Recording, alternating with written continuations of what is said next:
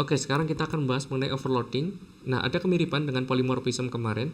Kalau polymorphism itu dia bisa punya function atau prosedur yang sama di dalam kelas yang berbeda gitu ya. Nah, kalau overloading ini bisa di luar kelasnya. Jadi kita punya function atau prosedur yang namanya sama, tapi di sini parameter yang berbeda gitu ya. Kalau di sini integer, di sini double, di sini string. Jadi kalau kalian misalkan display 10 ya, nanti kalian akan memanggil prosedur yang paling atas karena dia integer kan. Nanti outputnya display integer 10 gitu. Kalau misalkan kalian display hello C++, nanti akan dipanggil yang paling bawah nih, displaying string hello C++. Oke. Nah, kemudian kita akan membahas overloading yang lebih kompleks ya. Nah, jadi kalau misalkan ada operator built-in dari C++ yaitu penambahan. Nah, misalkan kan kalian bisa 7 tambah 10. Berarti ini adalah penambahan antar skalar. 7 tambah 10 gitu ya. Nah, itu pakai operator aritmatik tambah kayak gini. Tapi kita bisa mengoverload function built-in dari C++ yang tambah ini untuk bisa menambahkan dua elemen, misalkan 9 dan 9 ditambahkan dengan 1 dan 2 misalkan. Jadi yang depan tambah depan, belakang tambah belakang itu bisa. Nah, itu yang akan kita lakukan yaitu ya. Nah, misalkan kita membuat kelas namanya kompleks dengan private atribut yaitu real dan image. Ini imaginary ya, bukan image gambar ya. Nah, keduanya tipenya double. Kemudian kita bisa set ya, ngeset nilai dari si real dan image itu dengan ini. Misalkan R ya, R-nya itu argumen defaultnya 0, I-nya juga argumen defaultnya 0. Nanti kalian bisa ganti misalkan kompleks 5 7, berarti nanti yang bilangan pertamanya 5, bilangan image atau keduanya itu 7. Nah, di sini kita akan melakukan overloading terhadap operator plus gitu ya. Jadi kita akan menambahkan dua kompleks number. Nah, jadi kalau misalkan di sini kita panggil kelasnya dulu kompleks, kemudian kita akan mengoverride operator plus. Nah, di sini kan karena ada penjumlahan 2 tadi ya. Kayak gini misalkan. Ini C1, ini ada 2 elemen dan C2 punya 2 elemen. Makanya kita butuh ini misalkan elemen pertama itu real, elemen kedua image.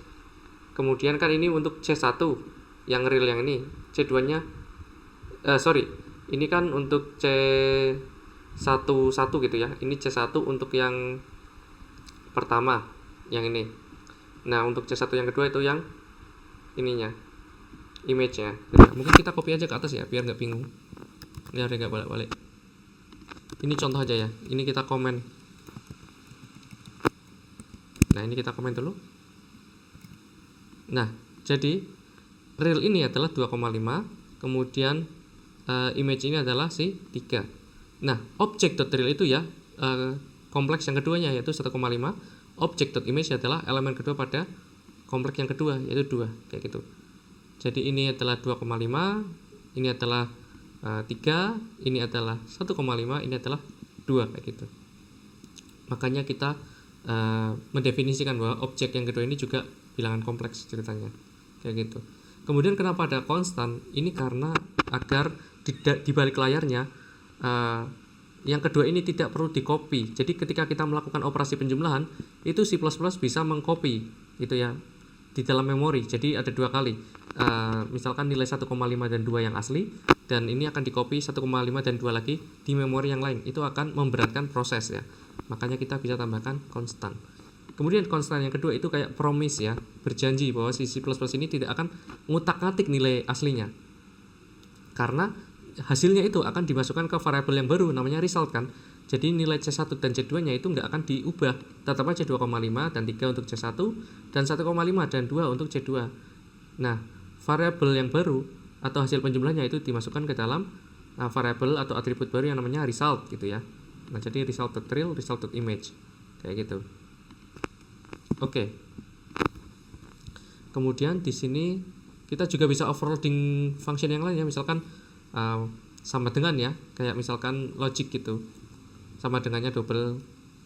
Nah, yang lain-lain juga sama. Misalkan di sini bisa show aja untuk yang hasil dari real dan image-nya kayak gitu. Nah, ini contohnya tadi overloading yang tanpa kelas. Ini yang simpel-simpel aja ya. Overloading di luar kelas tanpa perlu kelas. Ya, jadi nanti si C++ waktu nge-compile akan memilih dia ini tipenya apa. Oh, ini double ya. Jadi akan milih yang kedua ini, yang dipanggil yang fungsi yang kedua ini.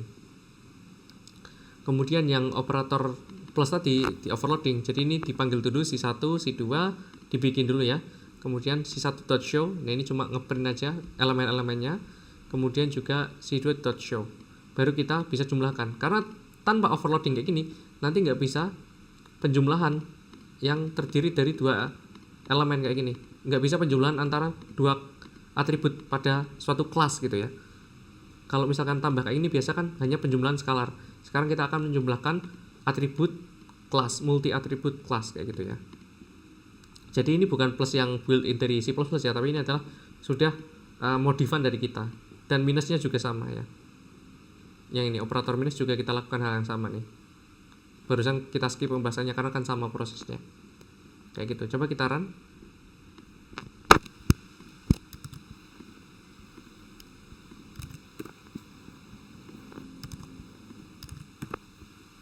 Nah, ini hasilnya 2,5 dan 3i karena tadi bilangan imaginary ya. Dan ini 1,5 dan 2i. Hasilnya 2,5 tambah 1,5 hasilnya 4 dan 3i tambah 2i 5i, 5 imaginary.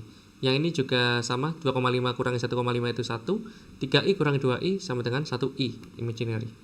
Ya, mungkin cukup sekian mengenai overloading, dan seri kelas harusnya sudah cukup ya, karena sebenarnya masih bisa dikulik, masih banyak hal lagi, cuma karena ini kelas basic jadi sampai super detail itu.